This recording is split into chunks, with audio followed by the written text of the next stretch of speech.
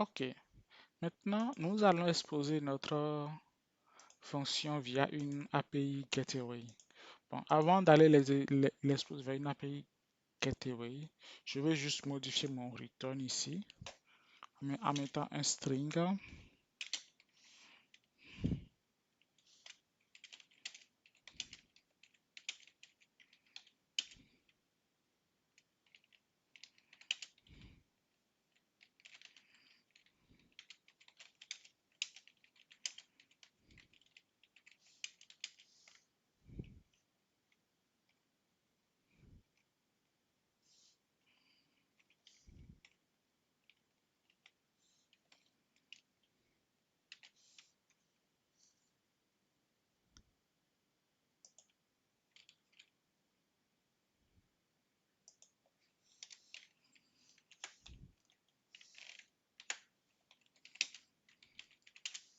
Ok, j'ai modifié un peu mon message à afficher. Voilà, je vais juste le déployer déjà, comme vous le savez désormais. Voilà, puis le tester à nouveau.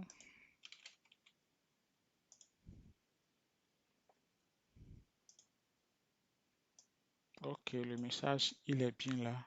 Maintenant, nous allons chercher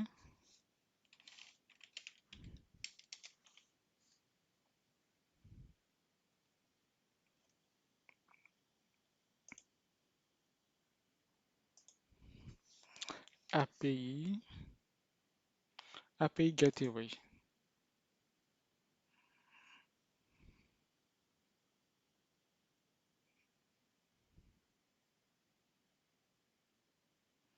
On va dire qu'on va créer une nouvelle API.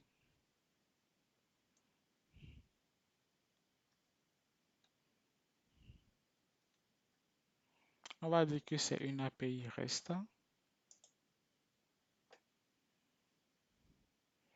C'est une nouvelle API. On va donner le nom de l'API.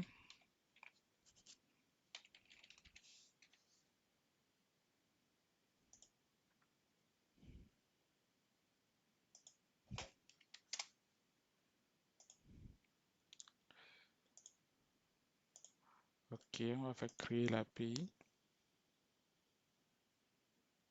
Ok, on l'a créé. Maintenant,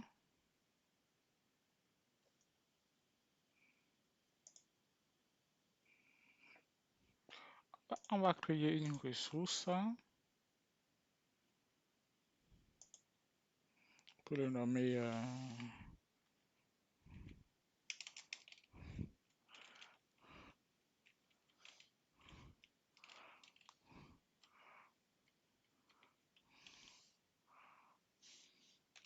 data.d si on veut. Le chemin sur lequel on veut l'exposer, on peut le mettre là. Moi, je le laisse à la racine. C'est comme vous voulez.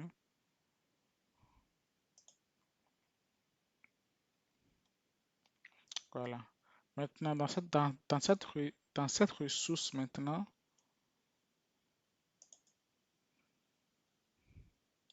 nous allons créer une méthode.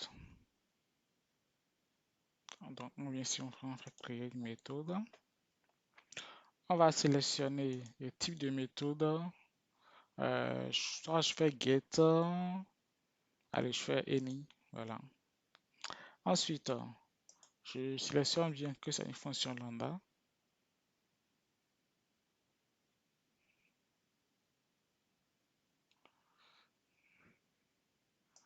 Ici, je vais sélectionner ici ma fonction. Si vous vous rappelez, notre fonction s'appelle dans lambda, ça s'appelle comment déjà dans lambda? Euh, un instant, je sors de là, je revois le nom de ma fonction.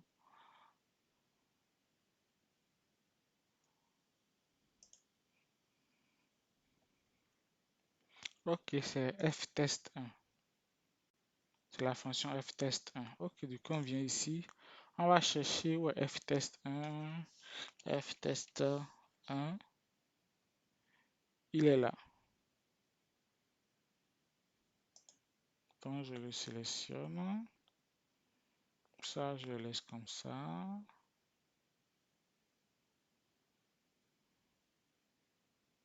Allez, je laisse tout ça comme ça. Je vais créer la méthode.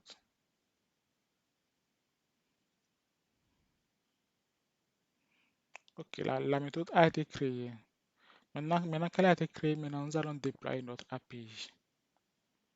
On fait déployer l'API.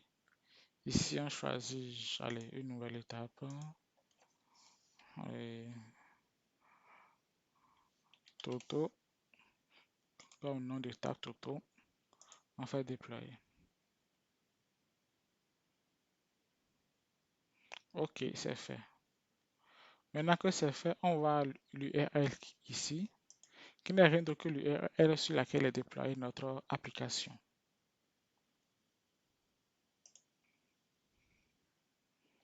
Donc, quand on vient dans Toto, ici, on peut regarder à l'intérieur, voir.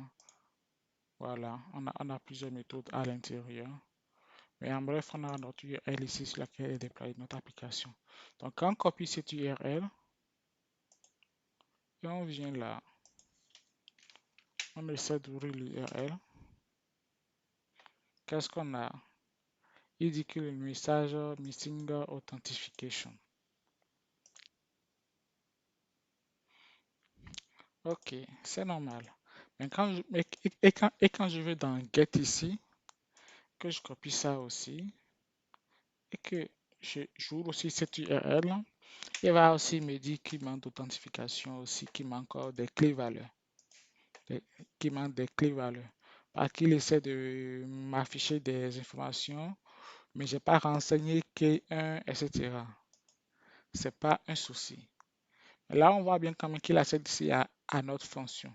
Pour nous permettre de bien visualiser ou de bien comprendre qu'il accède à notre fonction, nous allons modifier l'exposition du message et dans notre fonction là-bas pour qu'on puisse voir ici comment est-ce que ça se présente. Bien sûr, ceci, on peut y accéder avec et une commande, comment dirais-je, une commande Python où on va lui insérer les clés valeurs dans une fonction qu'on va exécuter avec un curl ou ou un request. Voilà, donc cette partie c'est bien, mais pour vous montrer ce que je vous dis, allez, je vais venir dans ma fonction ici. Je vais enlever le even, ce dictionnaire là qui me dit qui est manquant. Je l'enlève. Voilà. Allez, je supprime tout ça aussi, ou du moins je les mets tous en commentaire.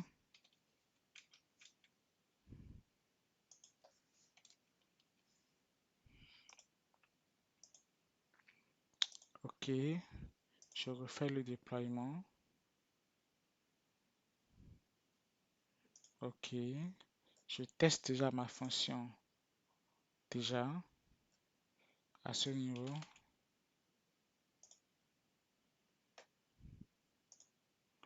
J'ai bien ce message. Ok, maintenant je reviens dans mon application ici maintenant.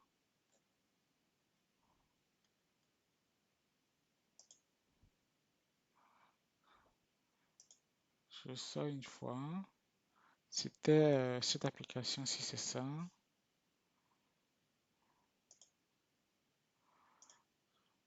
Je vais quand même faire un nouveau déploiement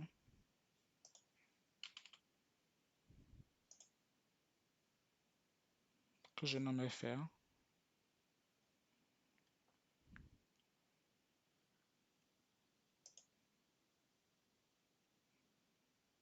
Ok, quand je déploie ceci, je vais dans la méthode get. Je vais copier cette URL qui va à Daddy là. Je viens là, je le colle là et je valide. Et j'ai mon message Hello Aina, c'est OK, l'API est bon, le message, etc., etc. Donc on voit bien que notre API, on arrive à l'exposer sur un URL directement et là on y a accès. Ok, donc là on a vu comment créer une fonction lambda, comment la modifier si on veut, comment même changer le nom de la fonction aussi. On a vu aussi ensuite comment la déployer sur une API Gateway et comment accéder à l'URL de cette API Gateway. Bien sûr, l'utilité des API aussi et de l'API REST surtout, c'est de faire en sorte qu'on puisse accéder à notre fonction via des commandes dans nos terminaux directement sous Python ou sous Linux directement. Ok, donc c'est bon pour cette partie.